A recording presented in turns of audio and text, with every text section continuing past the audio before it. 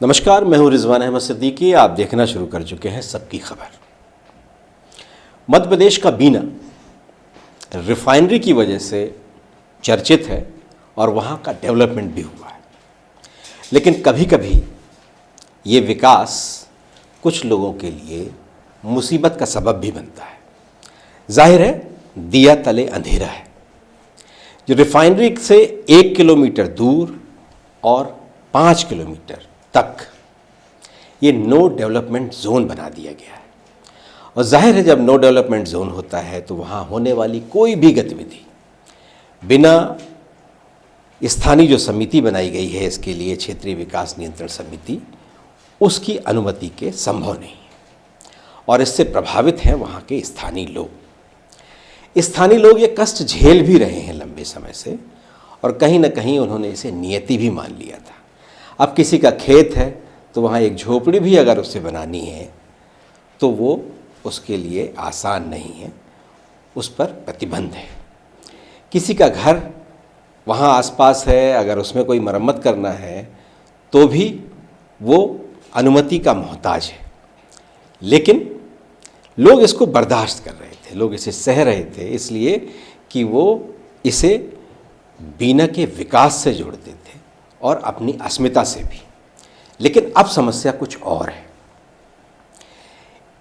जो इस पूरे क्षेत्र को जिस नियम के तहत, जो नियम है ऑफिशियल सीक्रेट एक्ट 1923 का, जिसके तहत 1 किलोमीटर तक किसी भी प्रकार का कोई निर्माण नहीं हो सकता, वो नो डेवलपमेंट जोन कहलाता है। कलेक्टर ने रिफाइनरी की अनुमति के आवेदन पर, रिफाइनरी के प्रस्ताव पर इसे 5 किलोमीटर कर दिया। लेकिन अब रिफाइनरी के 500 मीटर की हद में भी वहाँ ढेर सारे निर्माण हो गए हैं। अस्थायी हैं, हाउसिंग अस्थायी है, कई तरह की वहाँ प्लांट लग गए हैं, और जिसको लेकर लोगों में आक्रोश भी है। और लोग चाहते हैं कि जब आपने ये अनुमतियाँ दे दी हैं जो अनुमति होनी ही नहीं चाहिए थी, तो स्थानीय लोगों को भी मौका दिया जाए कि वो अपनी ज़रूरत की चीज़ें, ज़रूरत के निर्माण कर सकें। इसी विषय पर हम बात करेंगे। हमारे साथ स्थानीय किसान, स्थानीय नागरिक, समाज सेवी सौरभ आचवाल साहब हैं। सौरभ जी, आपका बहुत बहुत स्वागत है। किस तरह की चीज़ों से आप लोग जूझ रहे हैं, क्या समस्याएं हैं, थोड़ा उसको बताइए। अब जैसा कि रिफाइनरी आने के बाद क्षेत्र का विकास हुआ, जो प्रत्यक्ष रूप से दिखता भी है, और एक तरह से रिफाइनरी हमारे लिए एक इंडस्ट्रियल धरोहर है जिसने राज्य और देश के पटल पे भी बीना को लाके खड़ा कर दिया है। और सब अब बीना कहते ही रिफाइनरी कहते हैं, और निश्चित रूप से रिफाइनरी का बहुत बड़ा योगदान बीना के विकास में रहा है। पर एक प्रशासन का आदेश जो सबके लिए परेशानी का सबब बन गया है, वो है 5 किलोमीटर का नो डेवलपमेंट जोन। और ये नो डेवलपमेंट जोन तब से लोग मान रहे थे, सहन कर रहे थे, जहाँ ज़रूरत पड़ती थी अनुमति लेते थे, अपने हिसाब से सब चल रहा था। लेकिन जब लोगों ने देखा कि वहाँ निकट ही कंपनियों ने बड़े बड़े प्लांट, बेस कैंप लगा लिए, सब लगा लिए हैं, आसपास शराब की दुकानें भी हैं, पेट्रोल पंप भी है, सब है, तो इन सब चीज़ों से नागरिकों को कोई दिक्कत नहीं है। उन्होंने कहा सब अपना व्यवसाय कर रहे हैं, पर हमें भी वो करने दिया जाए जो हमारी ज़रूरत का काम है। और वो करने के लिए अगर हमें छोटी छोटी बातों के लिए क्षेत्रीय विकास नियंत्रण समिति के पास जाना पड़े, जैसा कि नाम से स्पष्ट है, नियंत्रण समिति आपके निर्माण के अधिकारों को, आपके मौलिक अधिकारों को, ये समिति किसानों के अधिकारों को नियंत्रित कर देती है। तो अगर हर छोटी छोटी बात के लिए क्षेत्रीय विकास नियंत्रण समिति के पास हम आवेदन करेंगे, और मैंने क्षेत्रीय विकास नियंत्रण समिति के बारे में जानकारी भी ली, तो क्षेत्रीय विकास नियंत्रण समिति की बैठक की कोई फ्रीक्वेंसी फिक्स नहीं है कि हर 3 माह में होगी या हर 45 दिन में होगी या 6 महीने में होगी। जब होगी वो निर्णय करते हैं, तब बैठक कर लेते हैं। आपको आवेदन करना है, कहाँ करना है, ये भी SDM ऑफिस में कर दीजिए, चूँकि वो नोडल अधिकारी हैं इसके। पर इतने अस्पष्ट नियमों के बाद लोगों को ये तकलीफ है कि जब वहाँ इतने बड़े बड़े प्लांट लग गए हैं तो 1 किलोमीटर का निषिद्ध क्षेत्र जो ऑफिशियल सीक्रेट एक्ट के तहत है वो रख के जो 5 किलोमीटर नो डेवलपमेंट जोन का कलेक्टर साहब का आदेश है उसमें हम सबको, समस्त किसान बंधुओं को, उसके अंतर्गत आने वाले प्रभावित क्षेत्र के लोगों को अब बड़ा ग्राउंड बनता है कि राहत दे दी जाए। ये जो NDZ जो क्षेत्र है जिसके बारे में, ये जो क्षेत्रीय विकास नियंत्रण समिति जो है उसमें कौन कौन लोग होते हैं? उसमें जहाँ तक मेरी जानकारी है, मैंने RTI भी लगाई थी, अभी तक मुझे कोई ऑफिशियल जानकारी तो उन्होंने उपलब्ध कराई नहीं है, लेकिन उसमें अधिकारी शासन के SDM साहब, तहसीलदार साहब और प्रभावित क्षेत्रों से संबंधित थाना प्रभारी महोदय, शायद TNCP के भी एक अधिकारी होते हों, और रिफाइनरी की तरफ से जो भी उनका एक नॉमिनेटेड अधिकारी होता है वो होता है। जैसे हमारे पास जो जानकारी है इसकी बहुत पुष्ट नहीं है, लेकिन हमारे पास जो जानकारी है कि नोडल अफसर तो SDM हो गए, उसके अलावा वहाँ के जो DSP या SDOP हैं वो, इसके अलावा CMO जो नगर पालिका के जो CMO हैं वो, इसके साथ साथ वहाँ जो जनपद के CEO हैं वो, और जो रिफाइनरी के अधिकारी को ये प्रतिनिधि, इस तरह के लोग इस समिति में होते हैं। तो वहाँ आप लोग जब कोई अनुमति चाहते हैं तो किस किस तरह की समस्याएं आती हैं आपको? अनुमति चाहते हैं तो समस्याएं किस तरह की आती हैं ये लोगों को पता नहीं चलता। रिजवान साहब, क्या है कि ज़्यादातर ग्रामीण क्षेत्र प्रभावित है और ग्रामीण क्षेत्र के लोगों को इतनी जानकारी नहीं है कि एक्सेप्ट किस कारण हो गई और रिजेक्ट किस कारण हो गई बहुत। और सबसे बड़ी बात जो विसंगति आप देखिए, इतनी बड़ी क्षेत्रीय विकास नियंत्रण समिति इतने बड़े क्षेत्र के विकास को नियंत्रण करने के लिए बनाई गई और क्षेत्र का एक भी जनप्रतिनिधि उस समिति में नहीं है। और मुझे तो आश्चर्य है कि इतना समय निकल जाने के बाद भी किसी ने ये आवाज़ नहीं उठाई कि न तो विधायक उस समिति में हमारे, न जिला पंचायत सदस्य उस जगह की समिति में, प्रभावित गांवों के जनपद सदस्य हों, कोई तो जनप्रतिनिधि हो। भाई रिफाइनरी की बात रिफाइनरी के अधिकारी उनको बता देंगे उस समिति की मीटिंग में, शासन प्रशासन की बात शासन प्रशासन के नुमाइंदे उनको बता देंगे, जनता की बात कौन बताएगा उनको? जनप्रतिनिधि बताएगा ना। तो जब जनप्रतिनिधि नहीं है तभी तो ऐसे भेदभावपूर्ण निर्णय हो रहे हैं। वहाँ एक मांग और धीरे धीरे उठने लगी है, क्योंकि वहाँ कई बेस कैंप बन गए हैं कई कंपनियों के। वहाँ एक मांग और उठने लगी है कि ये जो 1 किलोमीटर के बाद का जो क्षेत्र है, जो NDZ क्षेत्र 1 किलोमीटर के बाद का है, उसको SEZ कर दिया जाए। इसके पीछे क्या वहाँ के स्थानीय लोगों की ये मांग क्यों उठने लगी है इस तरह की? उसके पीछे क्या कारण है?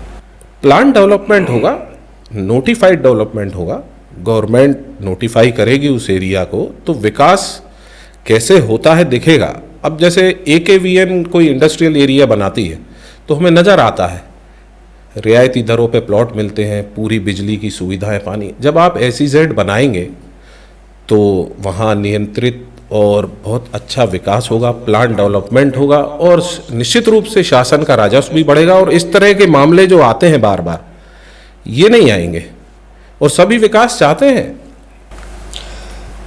अगर जैसे आपने RTI मांगी नहीं मिली तो इसलिए कि कुछ टकराहट है, ये जो एक्ट है उसमें और RTI में कुछ टकराहट है, ऑफिशियल सीक्रेट एक्ट, इसलिए कि वो सीक्रेट से दिखता ही सीक्रेट है वो, तो उसमें और RTI की चीज़ों में कुछ को लेकर कुछ आपस में टकराहट रही है लंबे समय तक इस तरह की चीज़ों में, और शायद इसी वजह से आपको भी जानकारी नहीं मिली है। तो आप क्या चाहेंगे, क्या उम्मीद लगाते हैं आप जनप्रतिनिधियों से, क्या सरकार से उम्मीद लगा रहे हैं?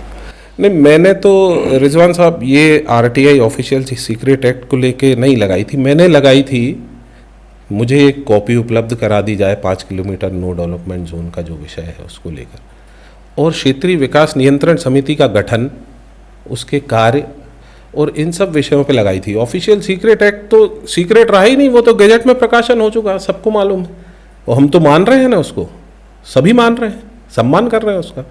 पर ये जो नियम है इसको लेके, अब रही बात जनप्रतिनिधियों की, तो देखिए सबको हमने अवगत कराया, सब ने अपने अपने स्तर पे आगे आए। हमने हमारे साथ तो जो हमने ज्ञापन दिया उसमें बहुत से जनप्रतिनिधि साथ में हमारे रहे भाई, बड़े अच्छे जन समर्थन वाले लोग सारे थे।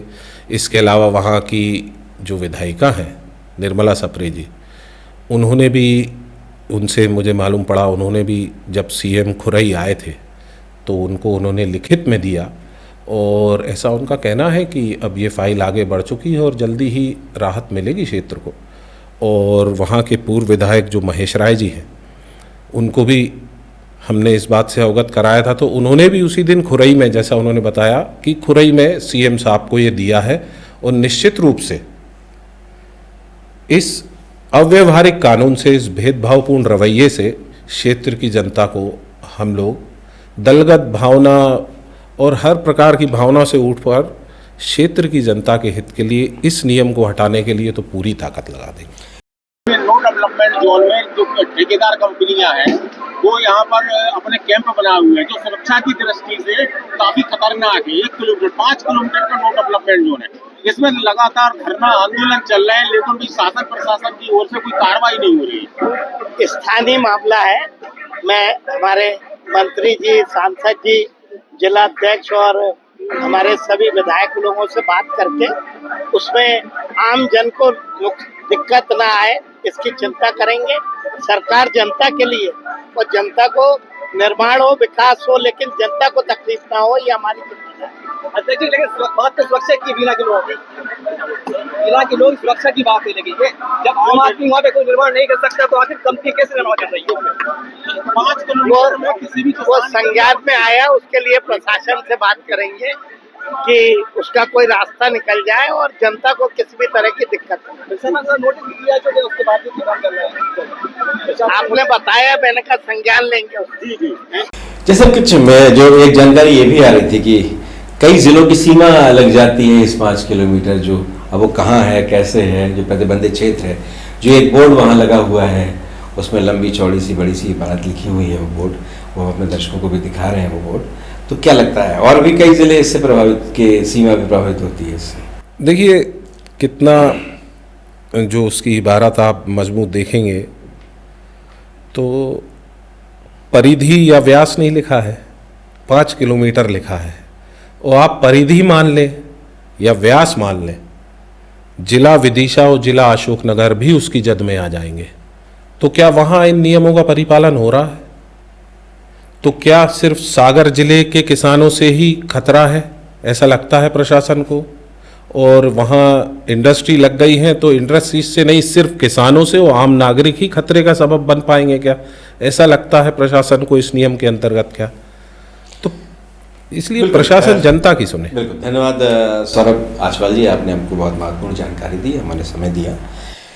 वहाँ अवैध उत्खनन की भी शिकायतें आम हो गई हैं, बड़े बड़े गड्ढे हो गए हैं, और जाहिर है इसकी कोई अनुमति तो है नहीं, इसलिए कि ये तो नियंत्रित क्षेत्र है। तो ये गड्ढे कैसे हो गए, इसके लिए जिम्मेदार कौन है, इसके लिए जवाबदेह कौन है? सांसद का प्रभाव ज़्यादा अधिक होता है, क्योंकि ये बीपीसीएल का ये रिफाइनरी है, तो जाहिर है सांसद का प्रभाव अधिक होता है। विधायक अपेक्षाकृत राज्य शासन से ही अपनी बात कह सकता है, और सांसद दोनों शासनों से। लेकिन यहाँ जनप्रतिनिधियों की अपनी ढपली, अपना राग है।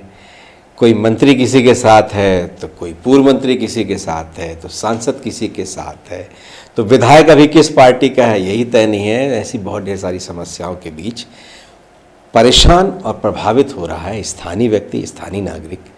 तो जल्द से जल्द अगर सरकार इस पर कोई बेहतर निर्णय लेगी तो बेहतर होगा, वरना बीना रिफाइनरी तो एक सम्मान की बात है, एक ऐसी चीज़ है जिसको लेकर विकास की बात भी होती है, और विकास हुआ भी है बीना का। लेकिन वो जो क्षेत्र है जहाँ रिफाइनरी है, वहाँ के लोगों के हाल ये है कि दिया तले अंधेरा है उनके लिए। हमारे इस कार्यक्रम में बस इतना ही। अगर आपको हमारे ये कार्यक्रम पसंद आए तो इसे लाइक कीजिए, कमेंट कीजिए, शेयर कीजिए, और हमारे चैनल को सब्सक्राइब अवश्य कीजिए। धन्यवाद। Join the next, be the best. Bundelkhand का सबसे विशाल और आधुनिक विश्वविद्यालय ज्ञानवीर यूनिवर्सिटी। ये सिर्फ एक यूनिवर्सिटी नहीं, ये है आपके सपनों का लॉन्च पैड। यहाँ मिले आपको smart classrooms, modern campus, updated labs और एक्सपीरियंस्ड फैकल्टी। हर स्टूडेंट को मिलता है कॉन्फिडेंस, ग्रोथ और एक ब्राइट करियर का प्रॉमिस। नए सेशन के लिए एडमिशन ओपन है, तो इंतजार कैसा? आज ही कांटेक्ट कीजिए।